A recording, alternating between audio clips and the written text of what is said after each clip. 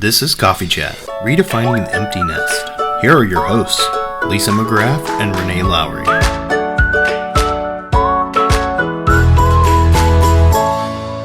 Hello and welcome to Coffee Chat. I'm Renee Lowry. And I'm Lisa McGrath.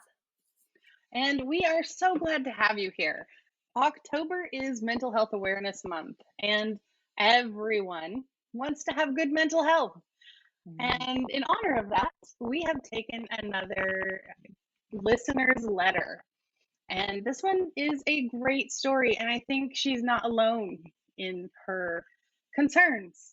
So we're going to share this with you. We're going to have a back and forth about how Lisa and I think about it, how we would respond, how we would talk to our clients who are going through something similar.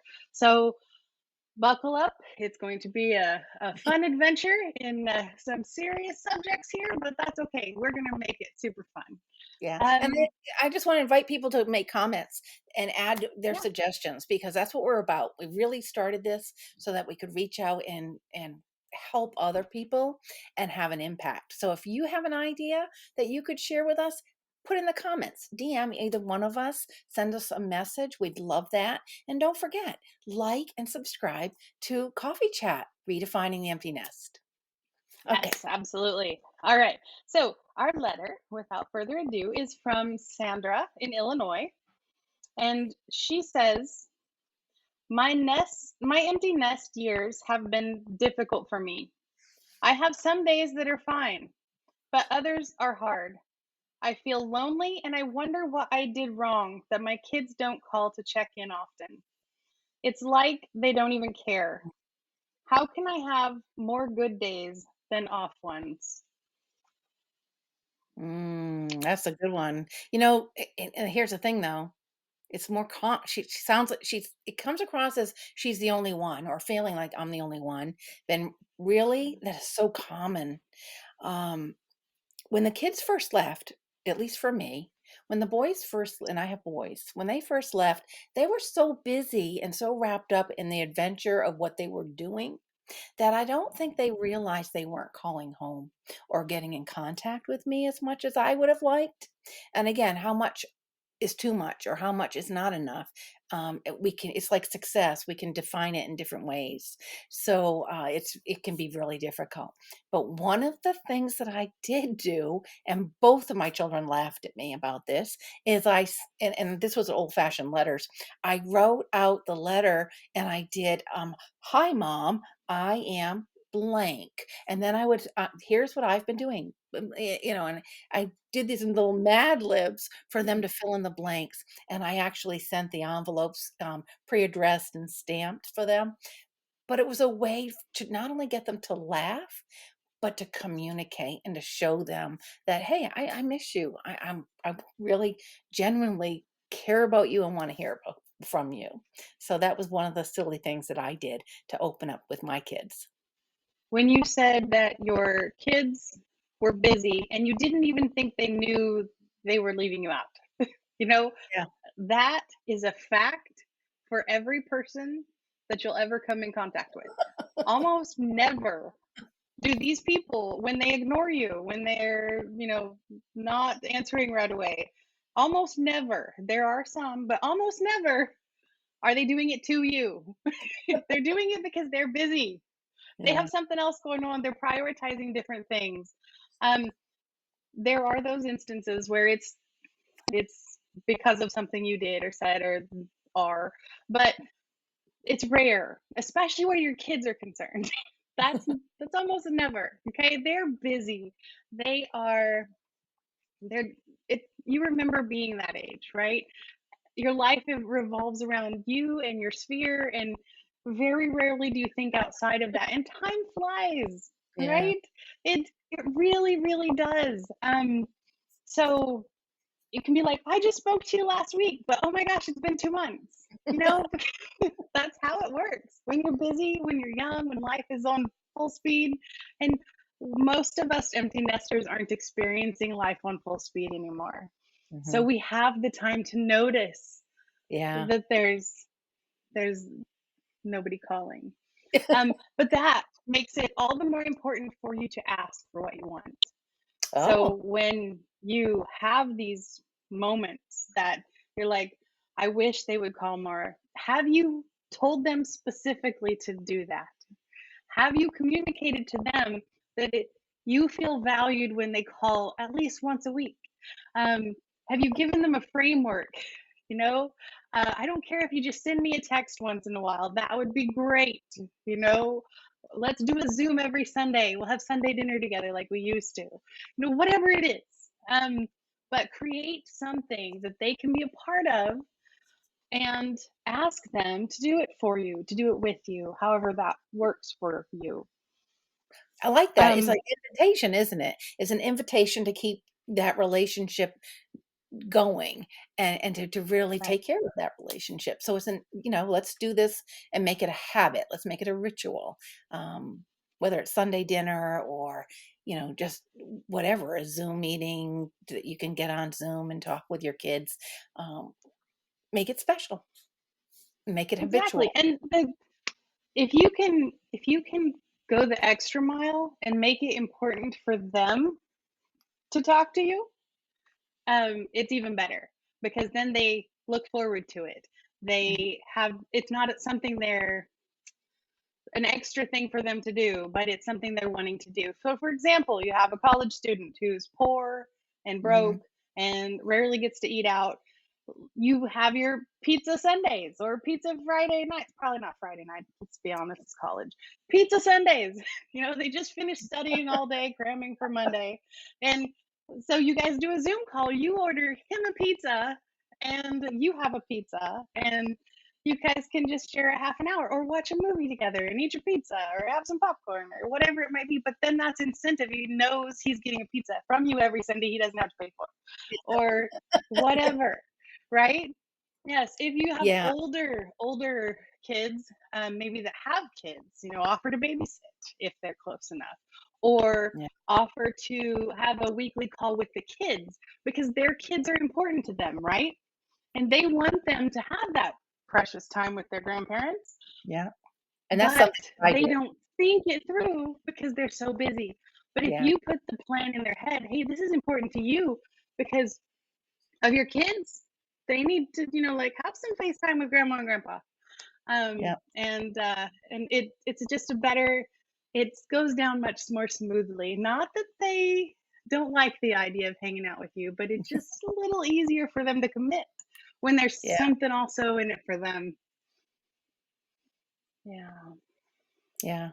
So there is something that I have to caution folks about, that I made a mistake, and that was to give unsolicited advice to my children, to share my opinions, and that can be really difficult. So you don't want to be giving them an advice or trying to run their lives.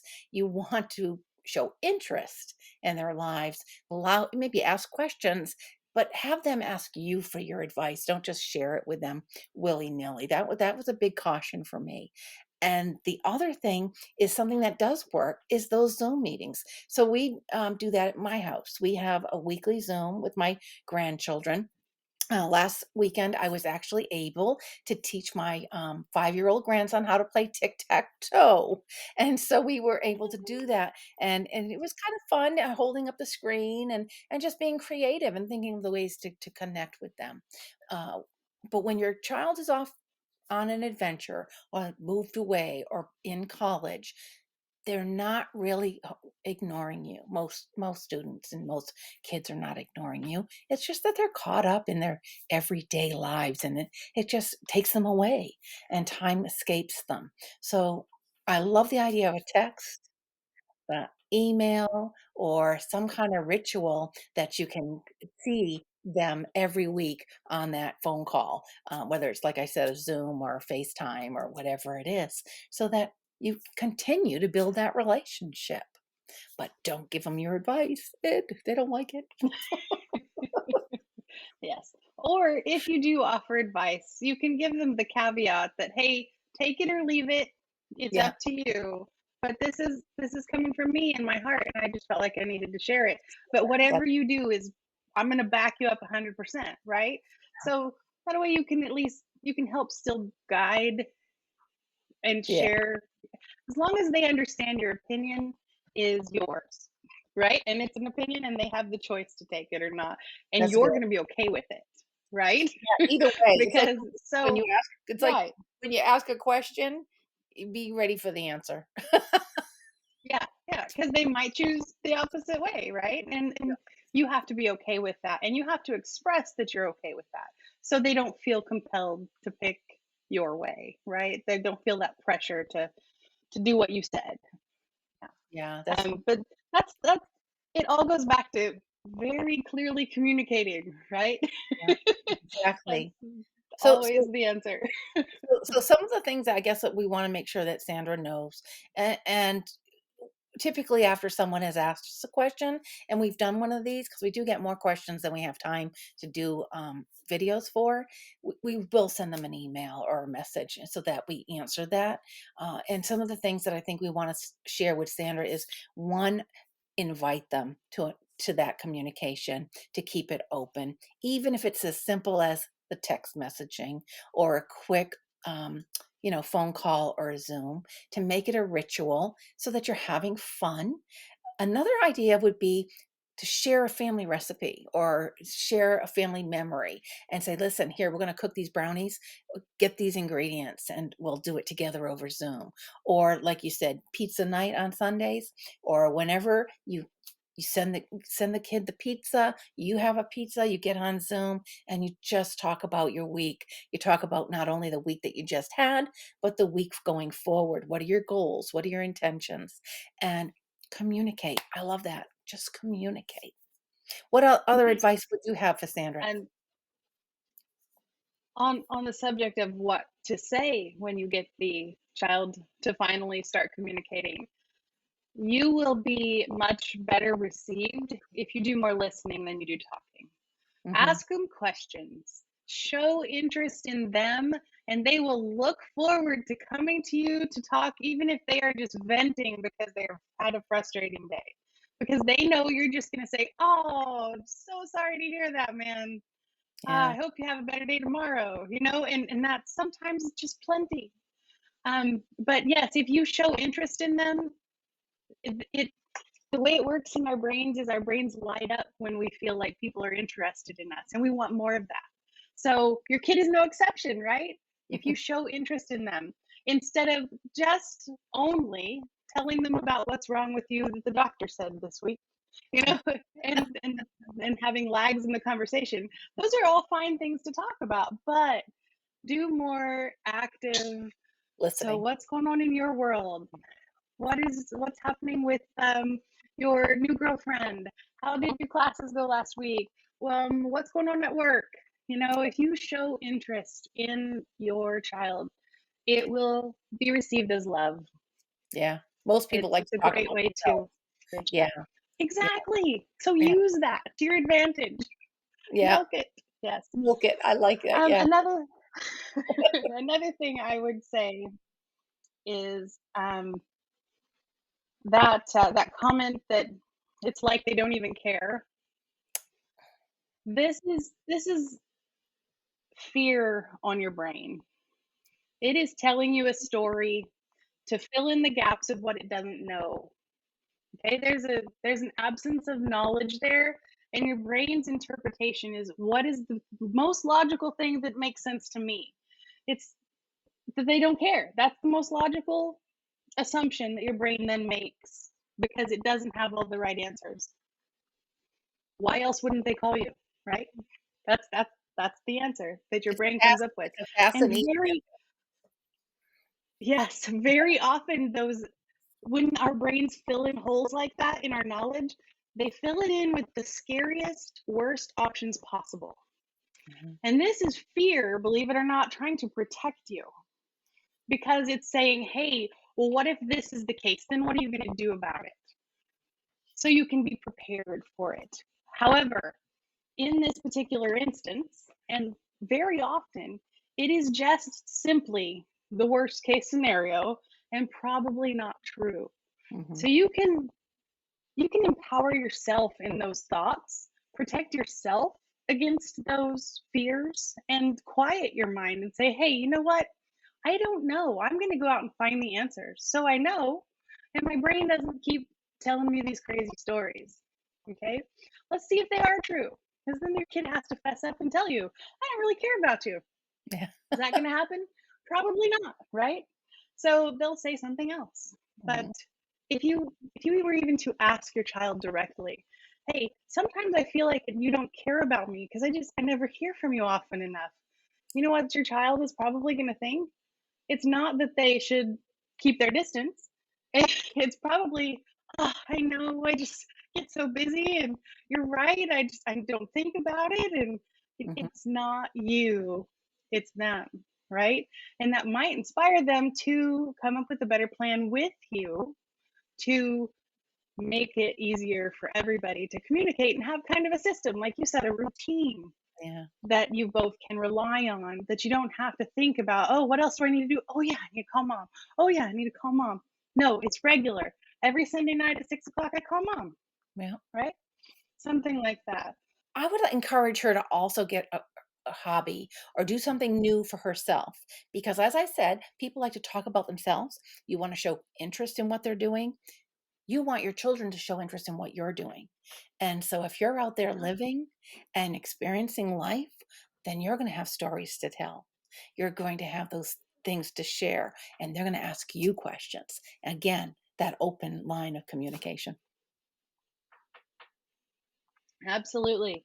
Um, and that can be how you have more good days also, right? Because if you are still in that busy time frame, you could think, oh my goodness, it's been 2 months since I talked to my kid. It seems like last week, right? Um, so it can work both ways, but you have to maintain that kind of a busy, at least busy in your mind, whether it's crocheting things, making gifts for the whole year, whatever hobby you want to take up, just make sure it can help you to focus on something other than the loneliness. Yeah. And so she said her kid went out off to college, right? And It so doesn't say, it oh, it just doesn't says say? her empty nest years have been difficult. Oh, because I was gonna say that I she don't could know how old her kids are. yeah, I could have said, "Oh, send a care package," because then maybe they'll call and say thank you, right? That they got it, or, you could bake something or add some special things inside the box that would make them laugh and have them call you, so that's kinda nice. I think you could absolutely do that with Any adult age. married kids with families. Absolutely. My mother, like I said, she's a gifter and she's great at that. And I'll constantly be just, hey, I got a package from you in the mail today. And it's a whole bunch of little things that my mom put together and mailed to me. And it's great to receive those things. Sometimes she calls me to tell me, to ask me what it is that I need or something. And other times it's just, "Oh, I didn't even know I was expecting this. Okay, great, here it is." But it's nice to get little care packages like that. I remember when my kids were very little and life was crazy busy. I didn't have, um, I stayed home with my kids. So we were a one income family. And I didn't have a lot of extra money to entertain us as a family. So occasionally, for Christmases, my parents would buy us a um subscription to like the zoo for like the whole year, Yes. so that we could go to the zoo anytime we wanted to, which was phenomenal. Mhm. Or to a museum. My girls loved the Museum of Natural History, um, with the big blue whale on the ceiling. And so we had some year passes to there a couple of times. Um, but that was great. And it's just those little things. Even she would send us videos, Disney princess cartoons. My girls were big Disney fans, to watch, and it helped us to be entertained because that is not how I was spending my money. Mhm. And they had a little bit extra so they could gift us with that. And it made all the difference. And my kids are their biggest fans. Like, ooh, Ooh. Kingan's gonna buy us some presents. Yes, because she is great at that. She likes to spoil the grandkids for sure. Yeah, it is fun. It is fun when you have grandkids. It certainly is. But I do know the heartache of missing them and thinking that, oh, they've forgotten about me. I'm left behind because their lives have moved on. They're doing XYZ. Well, no. you just open that communication, put yourself out there, have something to share with them, and be open to how that's going to look, what that will look like. Maybe it's just a phone call, maybe it's that gift package, maybe it's a Zoom call, maybe it's something you have to invent, maybe it's a special weekend True. that you meet halfway, or you know, do something special. But it's your responsibility, it's their responsibility, and when we all step up to our responsibility, we don't feel as hurt, we don't have those hurt That's feelings. true. And what you said, Renee, is the kids probably don't even know. A kid, you know, she's feeling lonely, and oh, you don't care about me, but the kid probably doesn't even see it that way. Yeah. That And they very well likely regret that they're not spending time with her also, but just so much time goes by so fast and they're like, wow, I blinked and it's yeah, been 2 months. um, Something else that we should mention though, the hard days are okay too, because there will be some hard days, um, and some a lot harder than others, and those are okay. You should expect those. Um, Try to minimize them, obviously. You should expect the hard times to happen because they will. And as so long as you're you are saying that we should expecting it, expect those. yes, as long as you're expecting it, it won't hurt so bad. It won't, your brain doesn't label it wrong. Because when you experience these hard times, you're like, why do I feel this way? Right? That's what you even said, I think. Why do I feel this way? It's wrong that I feel this way. I shouldn't feel this way. The truth is, maybe you need to feel this way right now. Yeah, it's natural. Maybe it's okay. Yes, it's absolutely natural that you feel that way. It's not okay to stay in that frame of mind. So then your next thought needs to be, what do I need to do to make tomorrow better? What do I need to do to feel all this pain and hurt and move past it? What does that look like? How do I get from here to there? Yeah. And then work towards that goal. But it is okay to have those hard days. Yeah, and I think when you have something to do, when you're learning something new and you're out living and you're amongst people, it helps those days become fewer and fewer to deal with. So that's a good thing. I agree completely. People, I've never been much of a people person in making new friends. I'm a people person with my small groups, but I don't seek out lots of new relationships. I like the close knit circles the best. Mhm. Um, but it is the people that make a big difference. I would call myself more of an introvert. I'm kind of an extroverted when I want to be, but I'm very much more of an introvert. And you realize that we need people in our lives, right? And so if you don't have that with your family as much as you need to, make your family, join a senior center if you're in that age range. um Play bingo.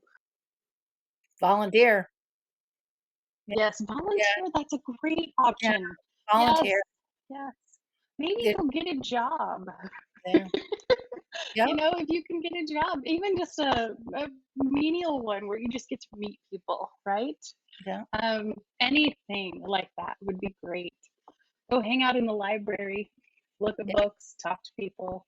Um, Coffee shop. we are lucky. Yeah, Mhm. we're lucky to live in a digital age where you can even join groups and networking groups online. And right from your home, you can talk to people and have conversations and expand your thoughts and your minds. Just like coffee chat. Um, Come on and be a guest. yeah, Come on and share your experience. absolutely. It would be a great Yes, because we would what love to have you. yeah, what you're going through is very normal, but it's what other people feel too. And it's how you Yes. get through it and how you're dealing with it that's going to have an impact on others. So I just invite you, if you're getting ready for an empty nest, or if you're like Sandra, and you're feeling lonely and kind of having mixed feelings about this empty nest, join us. Come on and have a chat with Renee and I. Let's talk about the situation. Let's talk about your memories and reflect on your parenting and what that value, the value of all of that was. Because it's something special. And it's nice to have a safe place to share as well as to explore new ideas. Absolutely. Well said. I love it. Please be a guest on Coffee Chat. Um, that being said, I think that pretty much sums up everything that I was thinking. Like Lisa said, if you have any other advice for Sandra, leave it in the comments or email us. We'll make sure she gets it. And thanks for watching. But this was great. Thank you. Yeah, don't forget to hit that subscribe button, because we do try to post every Wednesday. We offer a new coffee chat. So I want to make sure that you get your drink and sit down and enjoy Redefining the Empty Nest with Renee and Lisa. Thank you. Bye. If you'd like to be a guest on Coffee Chat, follow the link, be a speaker, and apply. Subscribe and like our videos. You can follow Redefining the Empty Nest on YouTube or join the Facebook group.